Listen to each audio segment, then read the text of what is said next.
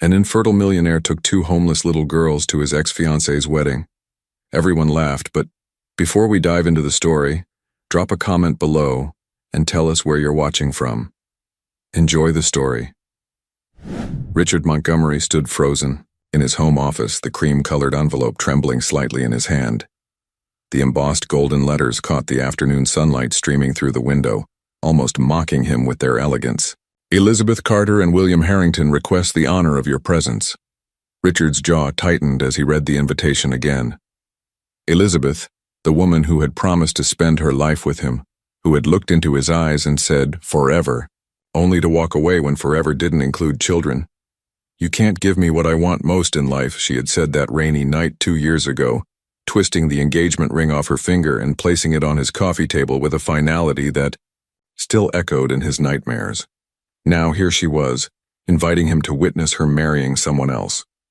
Someone who could presumably give her the family she so desperately wanted.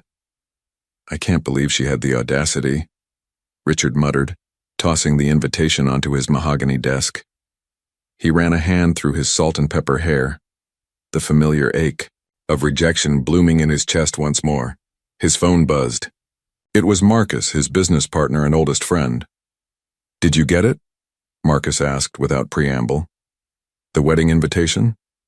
"Yes," Richard replied, his voice deliberately steady. "Straight to the recycling bin where it belongs."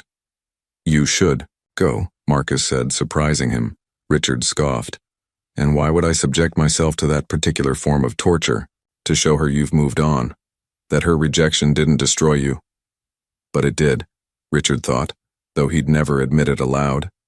Instead, he simply said, "I'm not interested in playing games, Marcus." "It's not a game, Richard. It's closure.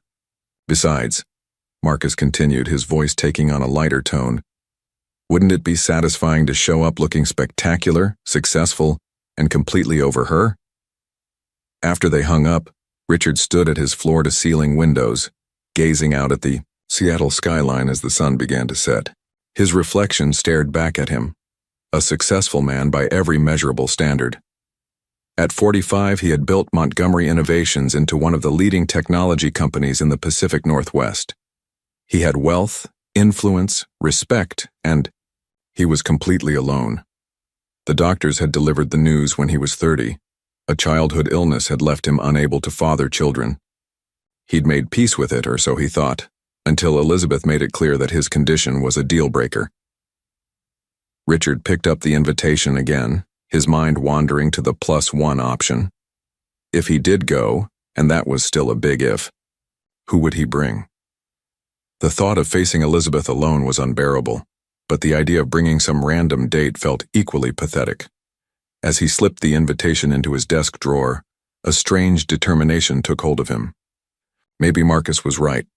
Maybe it was time to show Elizabeth that he had survived her rejection, that he had found happiness despite what she had taken from him. But how? The question lingered in his mind as he poured himself a glass of scotch and stepped out onto his penthouse terrace. The cool evening air brushed against his face as the city lights began to twinkle below.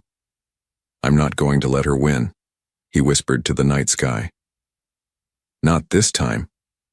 What Richard couldn't possibly know as he made that promise to himself was that fate was about to intervene in the most unexpected way, setting in motion a chain of events that would challenge everything he thought he knew about family, love, and what it truly meant to belong.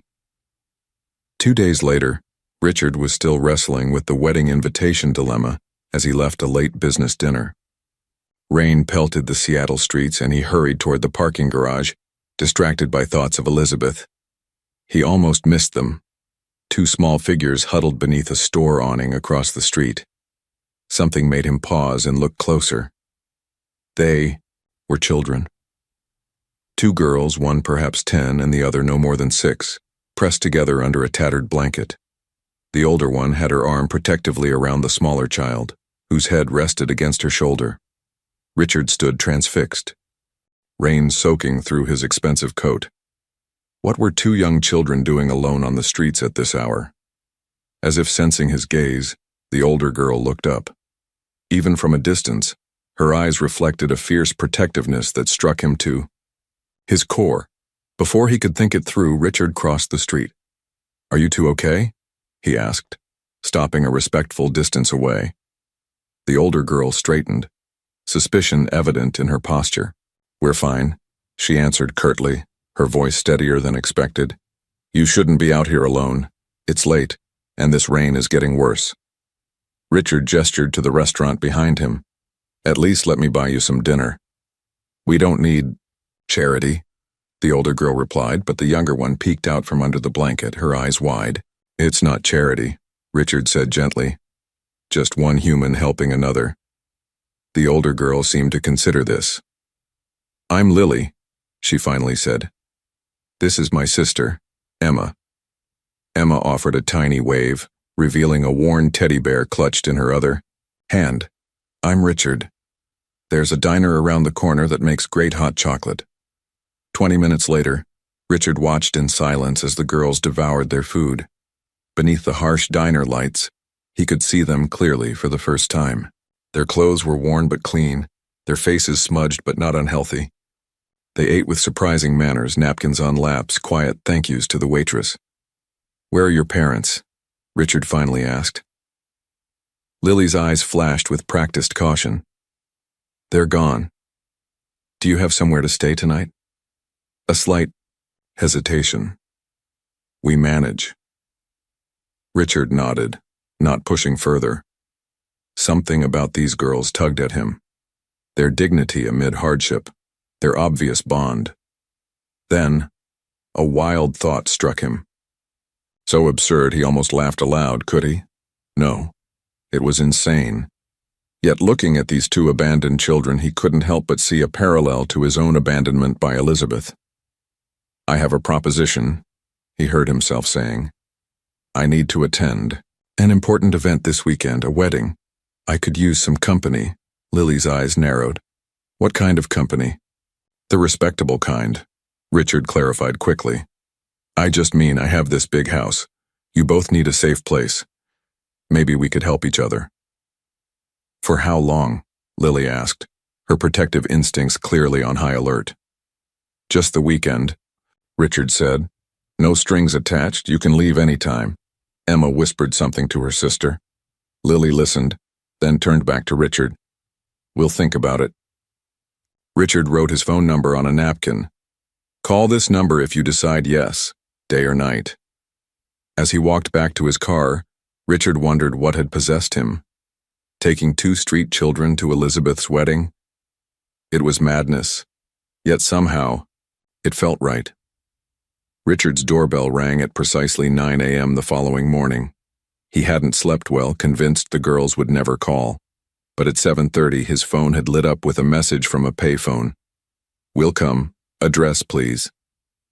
He opened the door to find Lily and Emma standing rigidly on his doorstep, small backpacks clutched in their hands. They looked even smaller in the daylight, with Lily's resolute stance contrasting sharply with Emma's wide-eyed curiosity. "You came," Richard said, unable to hide his surprise. "We discussed it," Lily replied, her voice careful and measured. "Emma thinks we should trust you."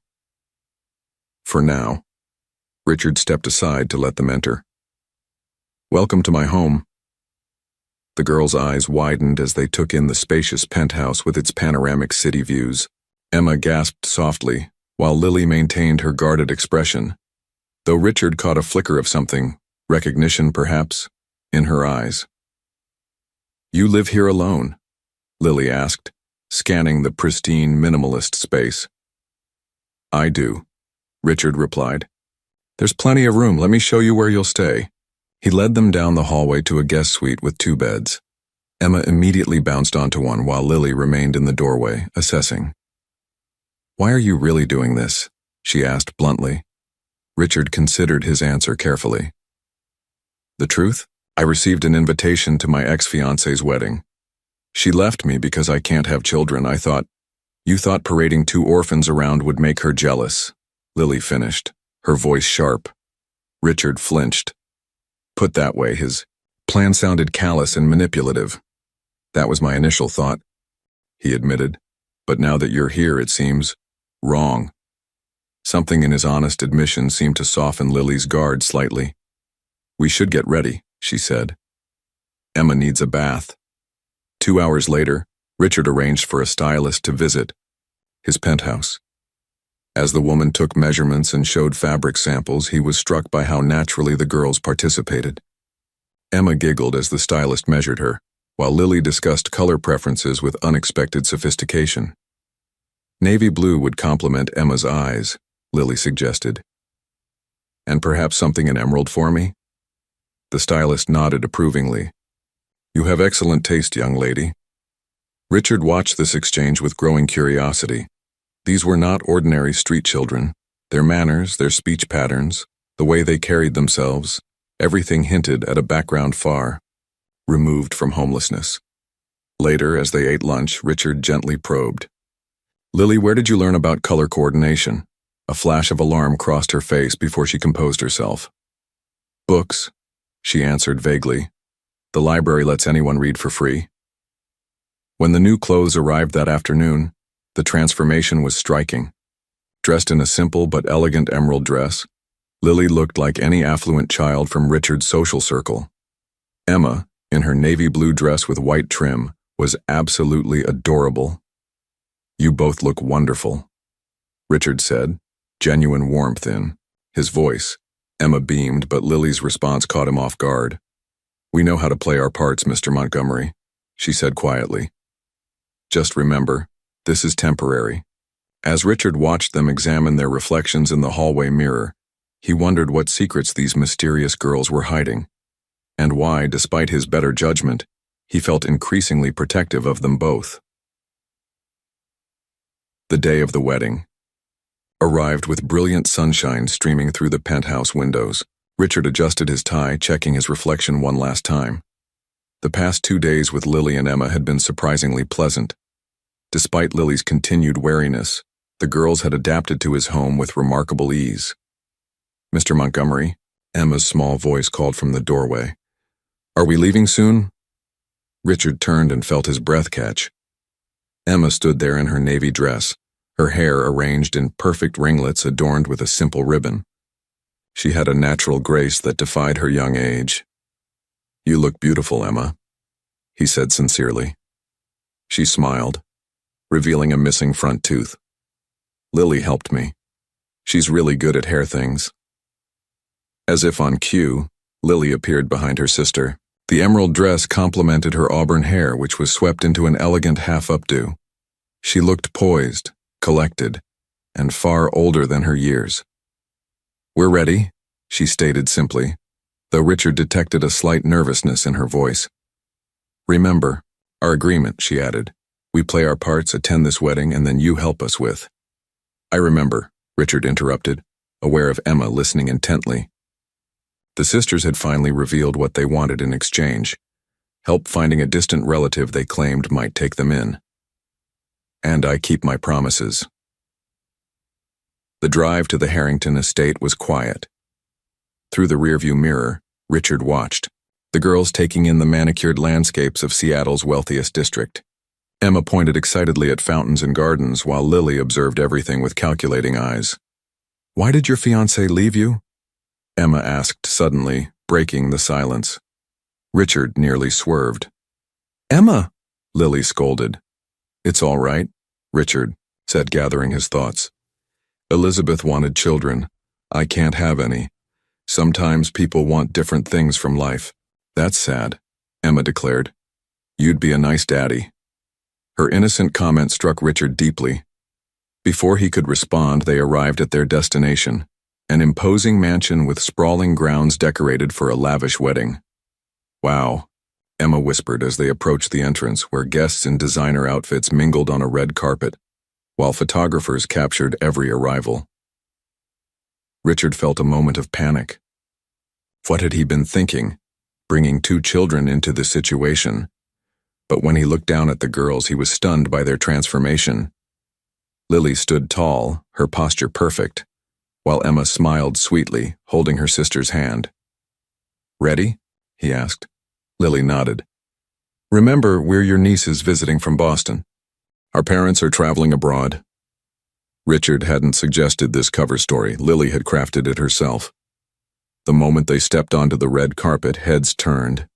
Whispers rippled through the crowd. Richard guided the girls forward, one hand gently on each of their shoulders. Then he saw her, Elizabeth, speaking with guests near the entrance. She was radiant in her pre-ceremony outfit, her blonde hair styled elegantly. When she spotted Richard, her smile faltered momentarily. Her eyes moved to the girls, confusion evident. Then she excused herself and approached them. "Richard," she said, her voice controlled. "I didn't expect you to come." "I wouldn't miss it," he replied smoothly.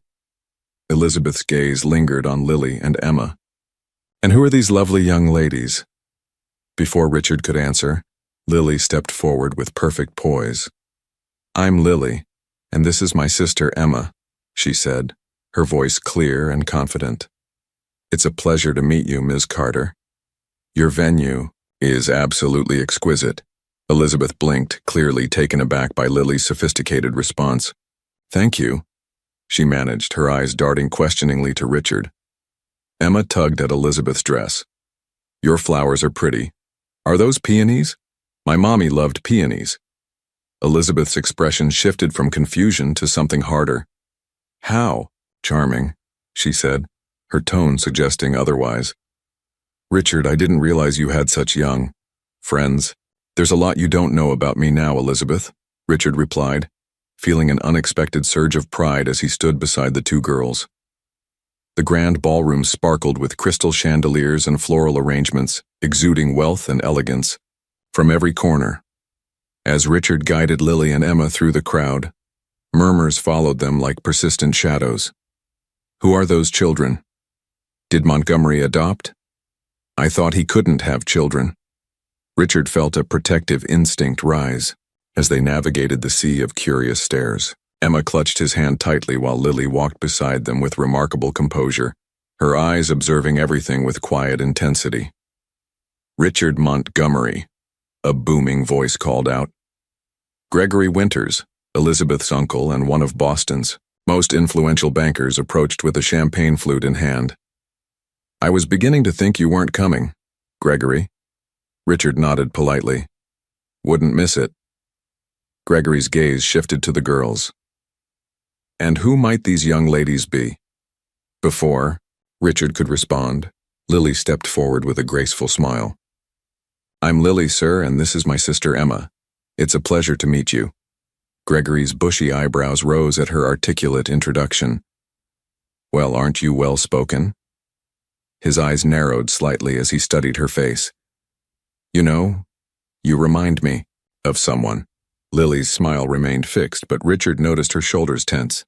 "I have one of those faces, I suppose." Gregory murmured, unconvinced. "And how do you know Richard?" "They're my guests," Richard interjected smoothly. "That's all that matters."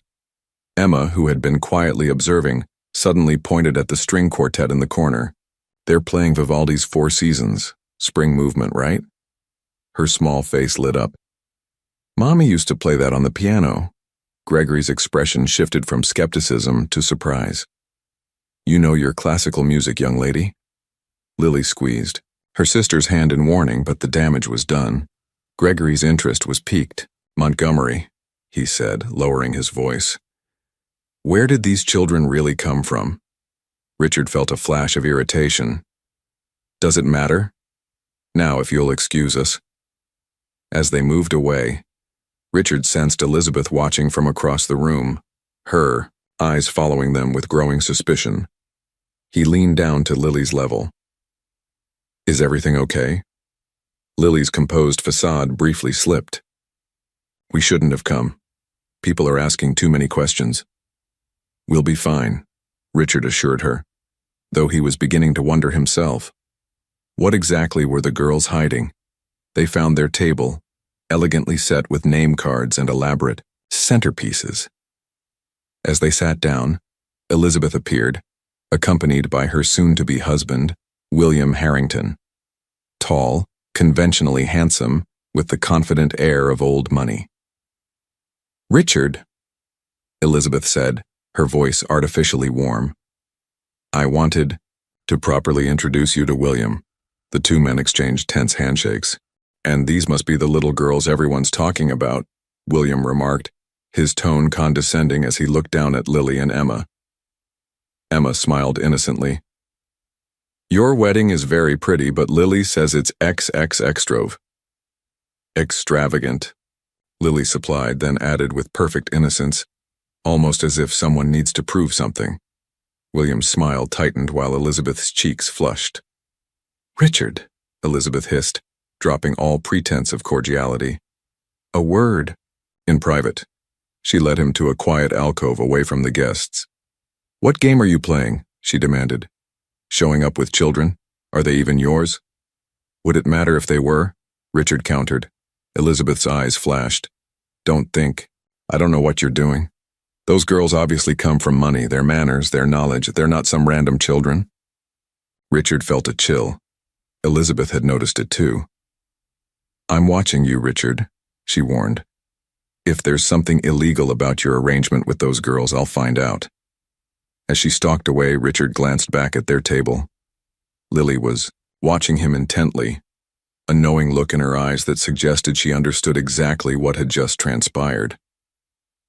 And suddenly Richard realized he might have gotten himself into something far more complicated than he'd anticipated. The wedding ceremony proceeded with picture-perfect precision, though Richard barely noticed the vows exchanged. His mind kept drifting to Elizabeth's accusatory words and the mystery surrounding his young companions. During the elaborate dinner that followed, Richard observed as Lily and Emma navigated the formal place settings with practiced ease. Emma knew exactly which fork to use for each course, while Lily engaged in polite conversation with the elderly couple seated across from them. My granddaughter is about your age, the woman told Lily. Do you attend Westlake Academy? Most of the families here send their children there. We've been homeschooled, Lily replied smoothly. Our education has been unconventional. The woman nodded approvingly. Well, your parents have done an excellent job. You're remarkably well-spoken. Emma, who had been quiet, suddenly perked, up at the sound of the orchestra beginning a new piece. Lily, it's Tchaikovsky. Remember when we saw the Nutcracker? Lily's expression flickered with alarm before she composed herself. Yes, Emma. That was a long time ago. Richard caught the slip, another piece of the puzzle that didn't fit with children who supposedly lived on the streets. As dinner concluded, a distinguished man in his 60s approached their table. His silver hair and tailored suit exuded authority, and the room seemed to quieten as he passed. Judge Harrison, Richard greeted him, standing respectfully. Montgomery, the judge nodded. Didn't expect to see you here. Elizabeth's choice was unexpected. His eyes drifted to the girls. And who might these young ladies be? Before Richard could answer, the judge's eyes widened slightly as he focused on Lily. My word, he murmured. You remind me of Victoria Blackwood. The resemblance is remarkable. Lily paled visibly. Emma looked up at her sister, confusion crossing her small face. I'm afraid you're mistaken, Lily said, her voice steady despite her obvious discomfort. Judge Harrison studied her face intently. Perhaps, though I rarely forget a face, especially one from such a high-profile case. He nodded politely before moving on, leaving an uncomfortable silence in his wake. Who's Victoria Blackwood? Richard asked quietly. Nobody, Lily replied too quickly. He's confused. The orchestra began playing a waltz and guests moved to the dance floor. Richard, sensing Lily needed a distraction, stood and offered his hand. May I have this dance? To his surprise, she accepted, following him to the edge of the dance floor. Richard awkwardly placed his hands in the proper position, realizing he hadn't considered that Lily might not know how to waltz. His concern proved unnecessary. Lily followed his lead perfectly, her movements graceful and practiced. You dance like someone who's had lessons, Richard observed carefully. Lily's eyes met his, calculating. Maybe I'm just a fast learner.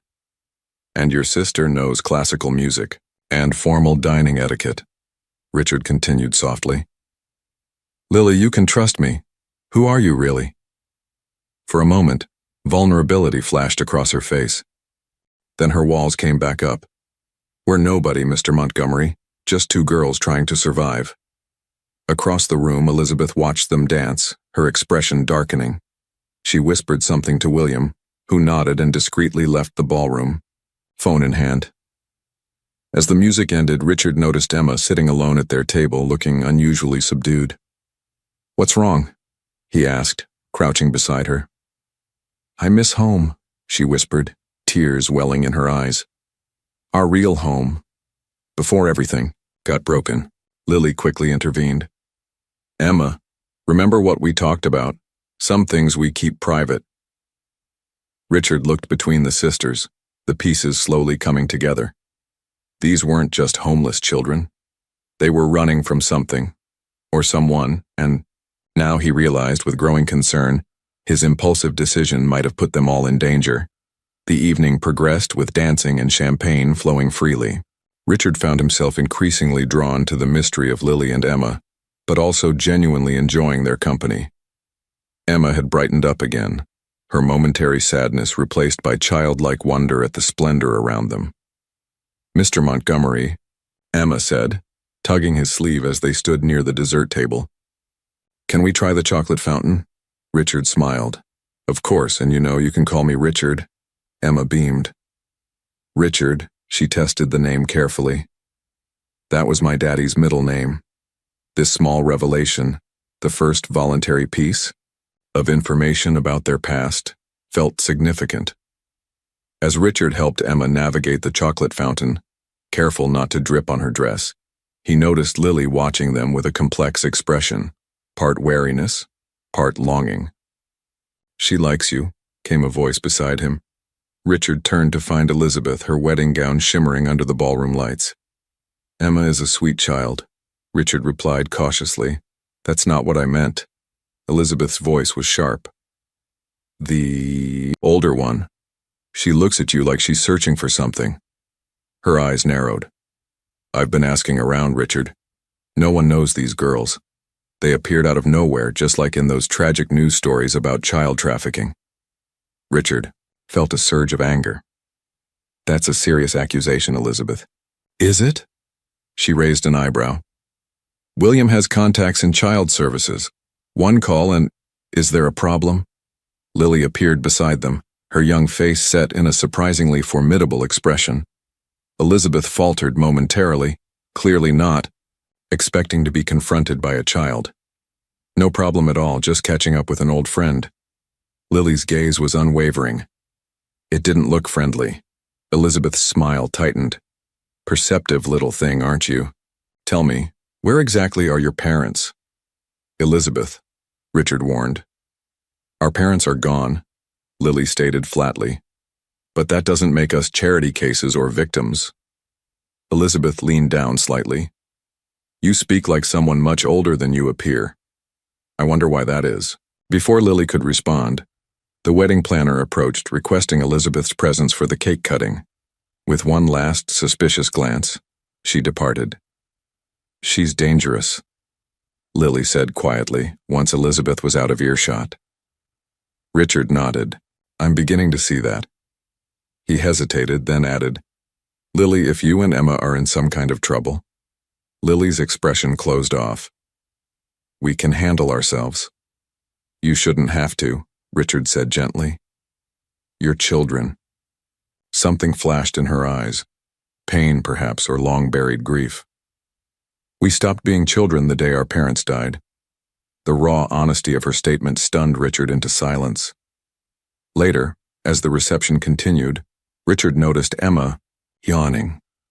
Finding a quiet corner with comfortable chairs, he sat with the girls away from the noise. Emma curled up beside him, her small head eventually drooping against his arm as she dozed off. "She trusts you," Lily observed, her voice softer than he'd heard before. "And you?" Richard asked. Lily considered this. "I'm getting there."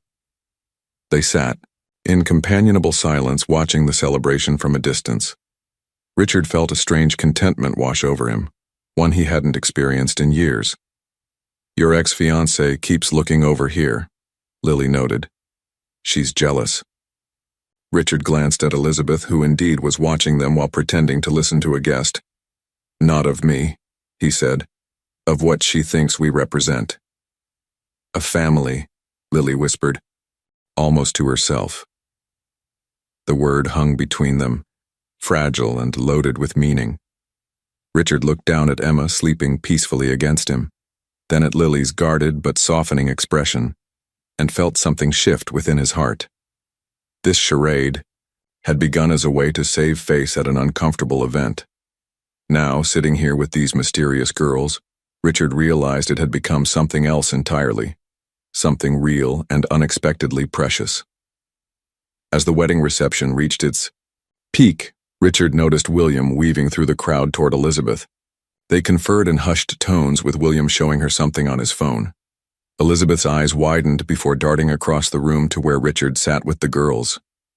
We should go, Richard said quietly to Lily, a sense of unease growing in his stomach. Lily followed his gaze and nodded, gently waking Emma. Time to leave, Em. As they stood to make their exit, Gregory Winters intercepted them, his earlier joviality replaced with a serious expression. Montgomery, a word, he said, leading Richard slightly away from the girls. I did some asking around. Gregory lowered his voice. Those children. There's a situation you might not be aware of. Richard's heart beat faster. What situation? The Blackwood case, Gregory said meaningfully. Surely you remember. Charles and Victoria Blackwood, the philanthropists who died in that terrible accident 2 years ago. The name clicked into place. Judge Harrison had mentioned it earlier. Richard vaguely recalled headlines about a wealthy couple killed in a yacht explosion but hadn't followed the story. What about them? Richard asked cautiously. They had 2 daughters, Gregory continued, eyeing Lily and Emma, who mysteriously disappeared from their grandparents' custody shortly after. There was speculation about foul play, inheritance disputes. Richard felt as though the floor were tilting beneath him. You think? I'm certain, Gregory whispered. That's Victoria Blackwood's face on that child. Same eyes, same bearing. The Blackwoods were prominent in Boston society. I met them several times. Richard glanced at Lily, who was watching them, intently while protectively holding Emma's hand. Why are you telling me this? Richard asked. Because... Gregory's expression grew grave. If those are the Blackwood girls, there are people looking for them. Powerful people. And Elizabeth's husband-to-be just made a phone call. Richard thanked Gregory quickly before returning to the girls. We're leaving. Now. They moved swiftly toward the exit, but Elizabeth stepped into their path. William, at her side. Leaving so soon? She asked, her voice saccharine. The authorities might want to have a word with you first. Lily's grip tightened on Emma's hand. William smirked, cell phone visible in his pocket. Whatever you think you know, Elizabeth, Richard said evenly. You're making a mistake. Am I? She challenged. The Blackwood girls have been missing for over a year. Their grandfather has offered a substantial reward for information on their whereabouts. Emma looked up at Lily, confusion and fear in her eyes. Lily? Richard felt a surge of protectiveness. We're leaving, he repeated firmly, placing himself between Elizabeth and the girls. The police are already on their way, William said smugly, along with a representative from the Blackwood family. Richard made a split-second decision. Bending down to Emma's level, he whispered, Do you trust me? She nodded without hesitation. Then follow me, he said, glancing at Lily, who gave him a barely perceptible nod. Richard led them toward the kitchen instead of the main exit. A server he'd slipped a $100 bill earlier held a service door open. They slipped through, emerging into a back parking area where Richard's car waited, keys already with the valet. As they drove away, Richard checked the rearview mirror. Emma looked frightened, but Lily's expression was one of resigned determination. Lily, Richard said gently, I think it's time you told me the whole truth. She stared out the window at the passing streetlights, her young face reflecting years of burden. We can't go back to your apartment, she said finally. They'll look there first. I know, Richard replied. I have a cabin, about 2 hours from here. Lily nodded, then turned to face him fully. The Blackwoods were our parents, she admitted, her voice barely above a whisper. And our grandfather is the reason we're running. The following morning brought gray skies and gentle rain to the cabin nestled in the woods outside Seattle. Richard sat at the rustic kitchen table, 2 cups of hot chocolate steaming before him as he waited for the girls to wake. Last night, exhaustion had overcome them all. After arriving at the secluded cabin, Emma had fallen asleep almost immediately in one of the spare bedrooms. Lily, despite her obvious fatigue, had only reluctantly agreed to rest, extracting a promise from Richard that they would talk in the morning. The sound of small footsteps interrupted his thoughts. Emma appeared in the doorway, hair tousled from sleep, clutching her worn teddy bear. Good morning, Richard said gently. Hot chocolate? Emma nodded and climbed onto the chair. Is Lily still sleeping? I'm here, Lily answered, entering the kitchen with the wariness of someone much older. She looked at the mugs of hot chocolate, then at Richard. You want to know everything. Only what you're comfortable sharing, Richard replied, sliding a mug toward her. Emma looked between them, sensing the tension. Can I tell him about Mommy and Daddy Lily, please? Lily hesitated, then nodded slowly. Our daddy made buildings, Emma began, warming her hands around the mug. Tall ones with lots of glass. And Mommy played music and helped people. Charles and Victoria Blackwood, Richard supplied gently. Your father was an architect and your mother was a concert pianist who ran a children's arts foundation. Lily's eyes widened slightly. You've been researching. After we left the wedding, Richard admitted. I needed to understand. Lily seemed to make a decision. After our parents died, we went to live with our grandfather, Edmund Blackwood. He seemed kind at first, but then... She glanced at Emma, clearly measuring her words. He started changing our names, our appearances. He wouldn't let us talk about our parents. He was obsessed with controlling everything. He was mean, Emma interjected. He took away my teddy and said I was too old for toys.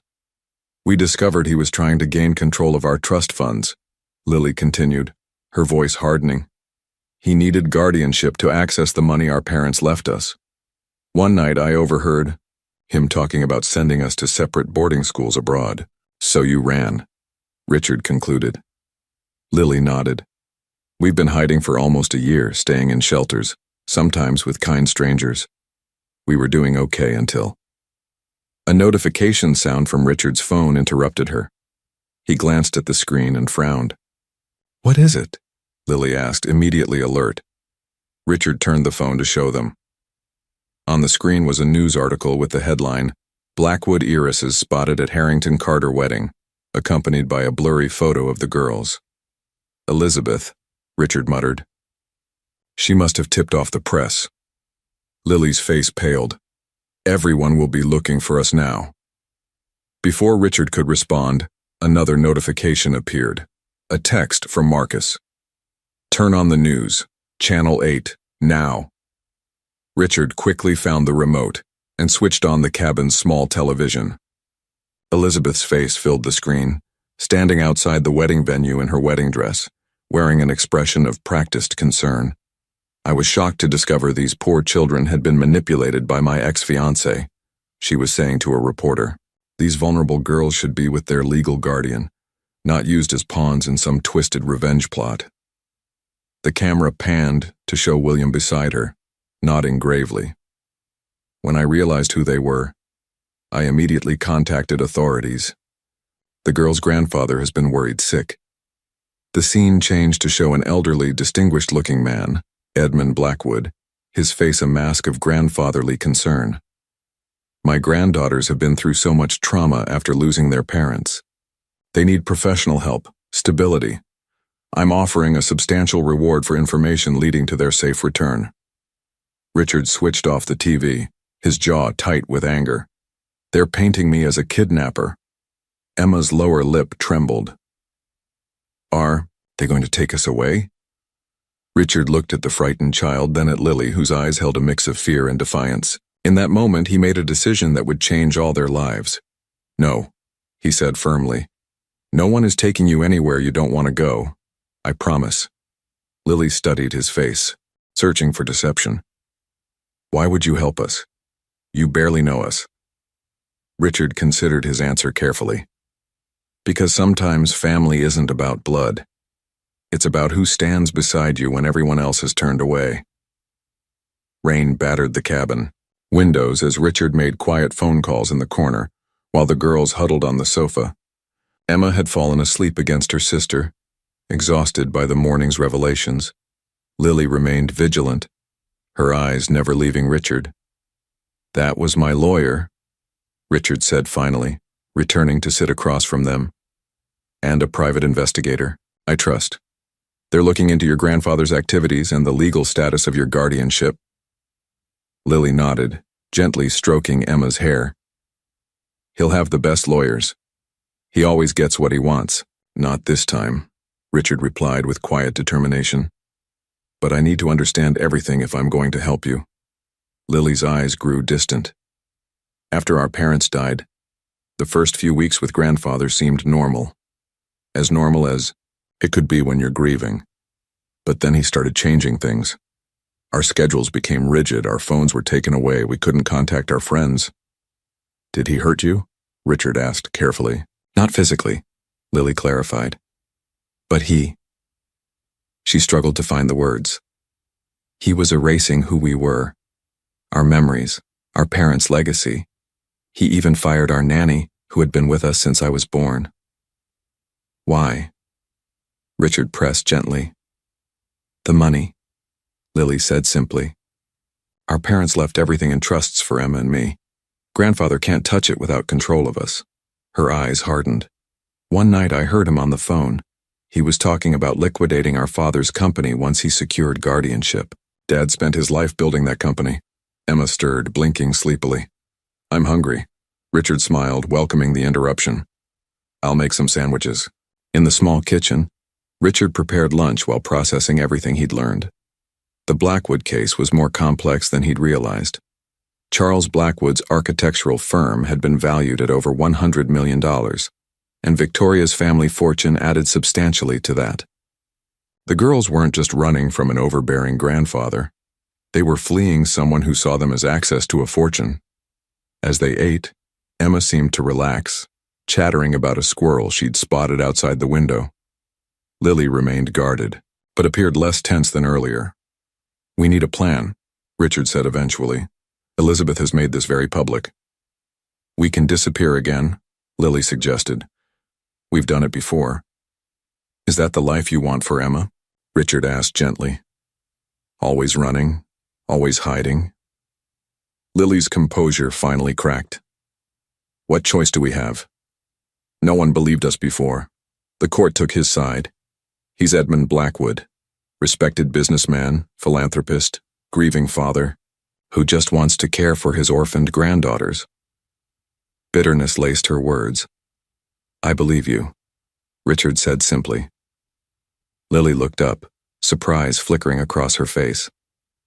"And I think I can prove he's after your inheritance, not your welfare," Richard continued. "But we need to be smart about this. Going public now would put you at risk." "What are you suggesting?" Lily asked. "We gather evidence, build a case, and when the time is right, we fight back, legally and publicly." Richard leaned forward. "But first we need to address the kidnapping accusations." His phone rang. "Marcus calling." Richard answered, putting it on speaker. "You're in trouble, my friend," Marcus said without preamble. "Police are at your apartment right now with a search warrant. Elizabeth is playing this perfectly. The concerned ex who discovered missing children. She's painting you as obsessed and vengeful." "That's not true," Emma exclaimed indignantly. There was a pause before Marcus responded. "Is that one of the girls?" "Yes," Richard confirmed. "Marcus, they ran away from their grandfather for good reason. He's trying to gain control of their inheritance. That changes things," Marcus said thoughtfully. "Richard, I have an idea, but it's risky. Elizabeth is holding a press conference tomorrow about the missing Blackwood heiresses. If you showed up with the girls. Absolutely not, Lily interjected. We're not going anywhere near her. Richard considered this. Actually, Lily, that might be exactly what we need to do. Not to surrender, but to take control of the narrative. How? Lily asked skeptically. Richard met her gaze, determination in his eyes. By telling your story, your way, before anyone can silence you again. Night had fallen over the cabin. Emma slept peacefully in the bedroom while Richard and Lily sat at the kitchen table, surrounded by laptops, legal documents, and hastily scribbled notes. For the past few hours, they had been constructing their counterattack with Marcus joining them via video call. Elizabeth's press conference is scheduled for noon tomorrow at the Harrington Media Center, Marcus reported, his face serious on the screen. She's framing it as a plea for the safe return of the Blackwood girls. Your grandfather will be there too, Lily. Lily's jaw tightened. Of course he will. The Concerned Grandfather Act is his specialty. My contact at Child Services sent over some interesting information, Richard said, sliding a folder across the table. There were 3 separate reports filed by your former nanny expressing concerns about your grandfather's behavior after your parents died. All 3 were mysteriously dropped. Olivia tried to help us, Lily confirmed quietly. Grandfather made her disappear too. Marcus's eyebrows rose. Disappeared as in? No, Lily clarified quickly. He threatened her family's immigration status. She had to leave the country. Richard made a note.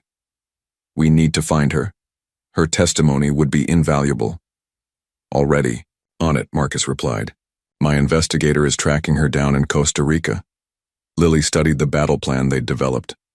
You really think this will work? It's risky, Richard admitted. But having you and Emma speak directly to the public changes everything. The narrative stops being about a vengeful ex-fiancé and starts being about 2 children fighting for their rights. What if grandfather tries to take us right there? Lily asked, the worry evident in her young voice despite her attempts to appear strong.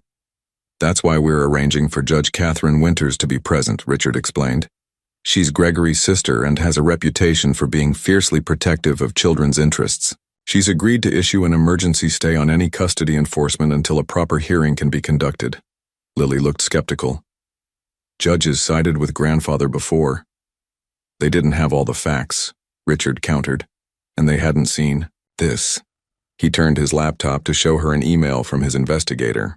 Attached were financial documents showing substantial sums being transferred from Edmund Blackwood's accounts to offshore holdings shortly after he gained temporary guardianship. He's already moving money around, Lily whispered, anger flashing in her eyes. Our parents' money. Precisely, Richard said. And that's just the beginning. My team found a draft proposal to liquidate Blackwood Architects and sell off its assets to a developer in Dubai. Lily's hands trembled slightly. Dad loved that company. He built it from nothing. Richard reached across the table and gently covered her small hand with his. I know what it's like to have something precious taken away. I won't let that happen. To you and Emma. Lily didn't pull away, which Richard took as a significant sign of trust. There's one more thing. Marcus interjected. Elizabeth's press conference is a trap. She's expecting you to either stay hidden, making you look guilty, or show up alone to defend yourself, making you look desperate. She won't expect all 3 of us, Richard concluded. Exactly. And she certainly won't expect you to have evidence and legal representation ready. Marcus smiled grimly. The element of surprise is crucial. My car will pick you up at 11 a.m. Back entrance, no cameras. As the call ended, Richard noticed Lily stifling a yawn. You should get some rest, he said gently. Tomorrow will be a challenging day. Lily hesitated. Richard? Yes? Why are you doing all this for us? Really? Her eyes searched his, looking for any sign of deception. Most adults want something in return. Richard considered his answer carefully. When I found out I couldn't have children of my own, I thought that part of my life was over. Then you and Emma came along, and He paused, emotion catching in his throat. I'm helping you because it's the right thing to do, but also because you've helped me remember what matters most. Lily studied him for a long moment before nodding slowly. Good night, Richard, she said quietly, and for the first time the wariness in her eyes was replaced with something that looked remarkably like hope. A light fog hung over Seattle as Richard's car pulled up to the service entrance of the Harrington Media Center. The glass and steel building loomed above them, its modern architecture creating an intimidating presence. Inside, Elizabeth would be preparing to deliver her carefully crafted narrative to the waiting press. Are you both ready? Richard asked, turning to look at Lily and Emma in the back seat. Emma, dressed in a simple but elegant blue dress, clutched her sister's hand. I'm scared, Lily, she whispered. Lily, wearing a conservative green dress that made her look both dignified and unmistakably young, squeezed her sister's hand reassuringly. Remember what we practiced, Em. Just tell the truth. The truth, Emma repeated, nodding solemnly. Richard's phone buzzed with a text from Marcus. All set. Judge Winters is in position. Media fully assembled. Blackwood and Elizabeth on stage now. It's time, Richard said, his voice steady despite the tension knotting his stomach. They entered through the service door where Marcus was waiting, dressed impeccably in a dark suit. His eyebrows rose slightly at the sight of the girls, their transformation from the street children he'd heard about to poised young ladies clearly surprising him. The press conference has just started, he informed them, leading the way through the back corridors. Elizabeth is making her opening statement now. Your grandfather looks appropriately concerned for the cameras. Lily's face darkened at the mention of her grandfather. He's always been good at pretending. They reached a side entrance to the main conference room. Through the partially open door, they could see Elizabeth at the podium, her expression a perfect mask of concern as camera flashes illuminated her face. These vulnerable children need to be returned to their loving grandfather, Elizabeth was saying, her voice carrying through the speakers. My ex-fiancé, Richard Montgomery, in what can only be described as a disturbed attempt at revenge, has taken these girls from their rightful guardian. Edmund Blackwood stood nearby, his distinguished features arranged in an expression of grandfatherly worry. I just want my granddaughters back, he added when Elizabeth paused. They've been through so much already, losing their parents. Richard felt Lily tense beside him. He placed a gentle hand on her shoulder. Remember, we control the narrative now. Questions? Elizabeth asked the assembled reporters. A woman in the front row raised her hand. Ms. Carter, how did you discover the identity of these children? Before Elizabeth could answer, Richard nodded to Marcus, who opened the door fully. Richard stepped into the conference room, Lily and Emma walking confidently on either side of him. A collective gasp rippled through the crowd as cameras swiveled toward them. Perhaps, Richard said clearly, his voice carrying through the suddenly silent room. You should ask the children themselves. Elizabeth's perfect composure faltered, her mouth opening slightly in shock. Edmund Blackwood's face hardened, his eyes fixing on his granddaughters with an intensity that made Emma shrink, closer to Richard. Richard! Elizabeth recovered quickly, her voice sweet with false concern. I'm so glad you've brought the girls safely. Mr. Blackwood has been so worried. I'm sure he has, Richard replied evenly. Though perhaps not for the reasons he claims. Murmurs spread through the assembled reporters as they sensed the unexpected confrontation developing. Lily and Emma Blackwood have something they would like to say, Richard continued, guiding the girls toward the front of the room where a second microphone stood. Security personnel moved uncertainly, looking to Edmund Blackwood for direction. He gave a slight nod, clearly calculating that forcibly removing the children would look terrible on camera. Lily stepped to the microphone, her young face remarkably composed despite the flashing cameras. My name is Lily Blackwood. This is my sister, Emma. We are not missing and we have not been kidnapped. The room erupted in questions. Lily waited for the noise to subside before continuing. After our parents died, our grandfather changed. He isolated us, controlled every aspect of our lives, and began dismantling everything our parents built. Her clear voice never wavered. When we discovered he planned to separate us and sell our father's company, we ran away. We were living on the streets when Mr. Montgomery found us. Emma stepped forward, her small voice surprisingly strong in the microphone. Grandfather was mean. He took away our pictures of Mommy and Daddy. He said we couldn't talk about them anymore. Elizabeth attempted to retake control. These children have clearly been coached. They're confused and traumatized. I'm not confused, Lily interrupted, firmly. And we have evidence. Marcus stepped forward, distributing folders to key reporters in the front row. These documents show financial transactions made by Edmund Blackwood immediately after gaining temporary guardianship, diverting funds from the Blackwood family trusts to offshore accounts. A tall, dignified woman rose from her seat near the back. Judge Catherine Winters commanded attention without speaking a word. As a family court judge, she announced, I find these allegations deeply troubling. I am issuing an immediate stay on all custody arrangements pending a full investigation. Edmund Blackwood's face contorted with rage. This is preposterous. These are my granddaughters. Yes, we are, Lily replied, her voice steady as she looked directly at her grandfather. But we are also our parents' daughters, and we won't let you destroy what they built. The room exploded with questions as reporters rushed forward. Security formed a protective barrier around Richard and the girls. Through the chaos, Richard caught Elizabeth's eye.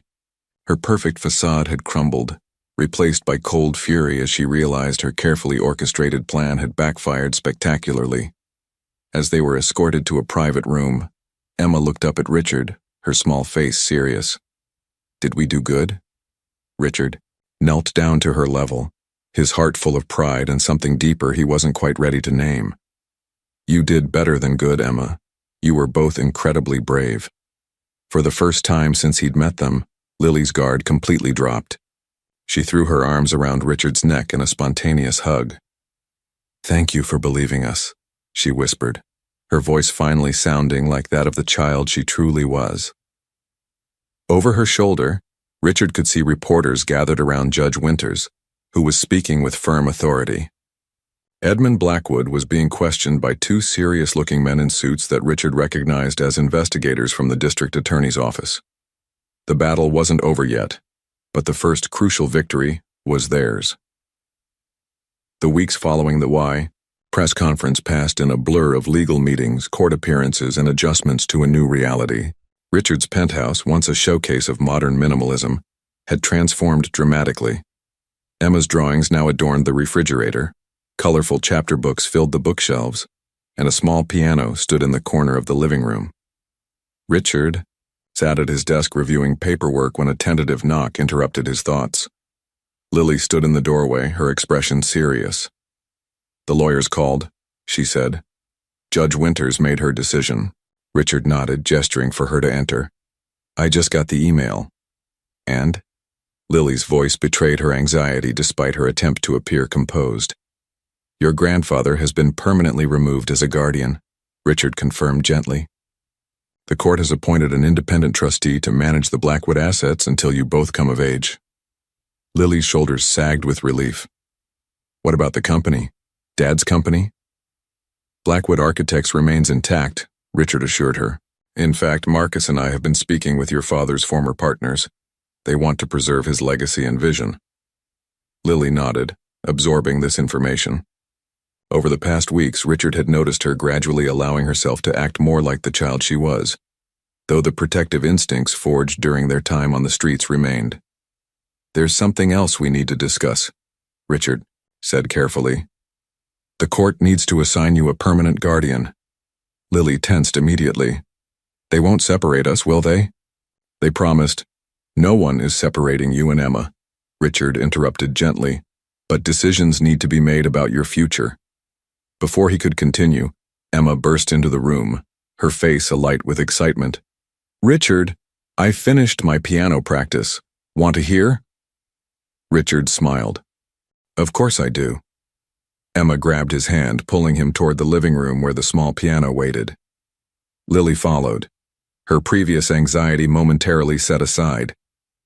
Emma positioned herself carefully on the bench, her small fingers poised above, the keys with determination. The melody that emerged was simple but played with heartfelt concentration. Für Elise, the piece Emma had once mentioned her mother taught her. When she finished, Richard applauded sincerely. "That was beautiful, Emma." "Mommy used to play it much better," Emma said, a hint of sadness in her voice. "But she said I was learning fast." "She'd be very proud of you," Richard said softly. Emma beamed at him before skipping off to find her drawing supplies, leaving Richard and Lily alone. "She's happy here," Lily observed quietly. "Are you?" Richard asked, turning to face her. Lily considered the question carefully. "I don't feel afraid anymore. That's new." "Lily," Richard began, choosing his words with care. "I've been thinking a lot about what happens next, for all of us." "You want us to stay?" she stated simply. "Very much," Richard admitted. "These past weeks, having you both here, it's changed everything for me." Lily studied his face with the perceptiveness that had impressed him from their first meeting. "You never thought you'd have a family." "No," he agreed. "When I found out I couldn't have children, I thought that door was closed forever. And now I realize that family isn't always what you expect it to be." Richard's voice grew soft. "Sometimes it finds you when you least expect it." A small, genuine smile, still rare but becoming more frequent, spread across Lily's face. "Emma would like that. She already thinks of this as home." "And you?" Richard asked gently. Lily looked around the apartment, taking in the subtle changes that marked their presence. "I think," she began thoughtfully, "I think our parents would want us to be somewhere safe, with someone who cares about us, not just our inheritance." Richard felt his heart expand with a warmth he'd never experienced before.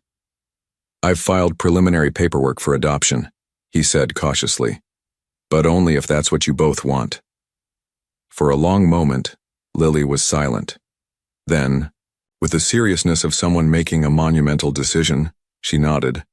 "I think we'd like that very much." From the hallway came Emma's voice, bright with excitement. "Can I call you Dad then?" Just as life settled into a comfortable rhythm, an unexpected letter arrived that threatened to disrupt everything. Richard stared at the official-looking envelope, a familiar dread pooling in his stomach. "What is it?" Marcus asked, noticing Richard's expression during their lunch meeting. "Catherine Newman is seeking custody of the girls," Richard replied, his voice tight. "She claims to be their mother's second cousin." Marcus frowned. "After 3 months? Convenient timing, now that the publicity has died down and their financial future is secure." "Exactly," Richard agreed grimly. "The hearing is scheduled for next week." That evening, Richard struggled with how to tell the girls. He found them in the living room, Lily helping Emma with her math homework.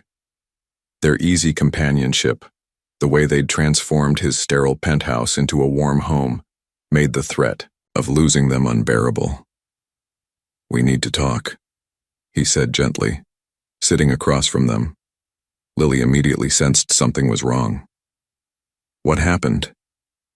Richard explained the situation as carefully as possible, watching their faces for reactions. Emma's eyes filled with tears while Lily's expression hardened into the protective mask he hadn't seen in weeks.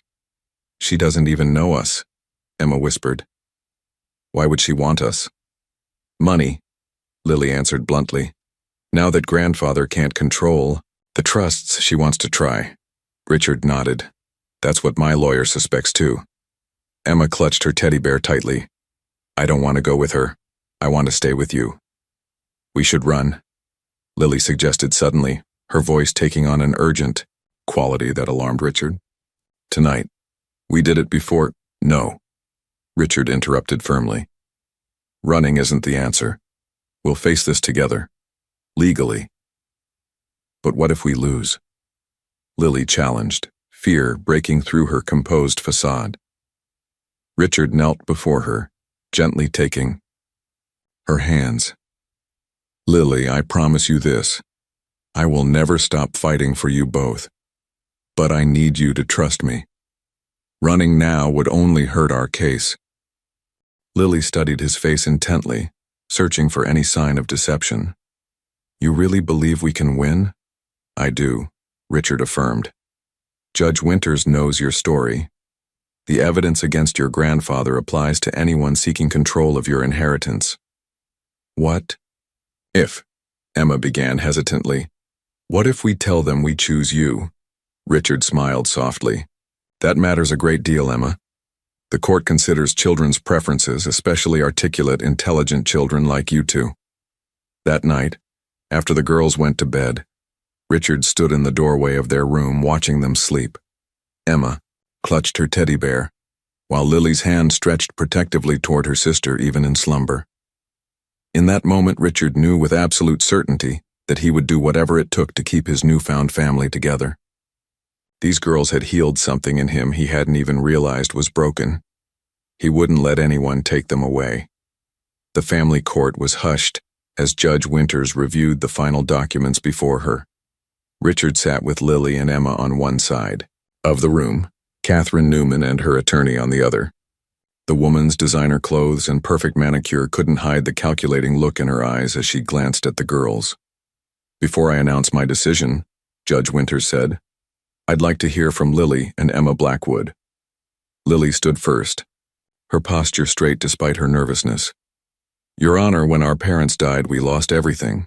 Not just them, but our sense of safety, our home, our identities." Her young voice carried clearly through the courtroom. "Until we met Richard, we were just running and surviving." Emma joined her sister, small hand clutched in Lily's. "Richard doesn't treat us like we're just money. He helps me with piano and listens when I talk about my mommy and daddy. He keeps their picture by my bed so I can say goodnight to them." Judge Winters nodded thoughtfully. "And what about Ms. Newman? She is your blood relative." "We've never met her before the hearing." "Last week," Lily answered honestly. "She never came to our parents' funeral. She never looked for us when we were living on the streets." Richard felt a surge of pride at their composure and clarity. Judge Winters turned to Catherine Newman. "Ms. Newman, you've claimed a deep concern for your cousin's children, yet there's no evidence you attempted to contact them before their substantial inheritance was secured by the court." Newman shifted uncomfortably. "I only recently learned of their situation." Despite the extensive national news coverage, Judge Winters raised an eyebrow. Richard held his breath as Judge Winters reviewed her notes one final time. "It is the finding of this court that the best interests of Lily and Emma Blackwood will be served by granting full legal guardianship to Richard Montgomery, with adoption proceedings to follow." She looked directly at the girls. "Your parents would be proud of your courage." Outside the courthouse, under a rare streak of Seattle sunshine, Emma launched herself into Richard's arms. "We won. We get to stay together." Richard hugged her tightly, then extended an arm to include Lily, who joined the embrace without hesitation. "Now we're really a family," Emma declared. "We've been a family for a while now," Richard corrected gently. "Today just makes it official." Later that afternoon, in the garden of what was now truly their home, Richard and the girls planted a young cherry tree. "In memory of Charles and Victoria Blackwood," Richard said as Emma carefully patted soil around the sapling's base. "So, they'll always be part of our new beginning." Lily, who had maintained her composure throughout the emotional day, finally allowed tears to fall. "Thank you for not giving up on us," she whispered. Richard knelt beside her. "Thank you for showing me what family really means." As the three of them stood together in the golden afternoon light, Richard reflected on the journey that had brought them here. What had begun as a misguided attempt to save face at an ex's wedding had become the most meaningful chapter of his life. Family wasn't about blood or biology. It wasn't about what you couldn't have or what you'd lost. Family was about choosing each other every day, through difficulties and joy alike. It was about building something new from the broken pieces of the past. It was, quite simply, about love.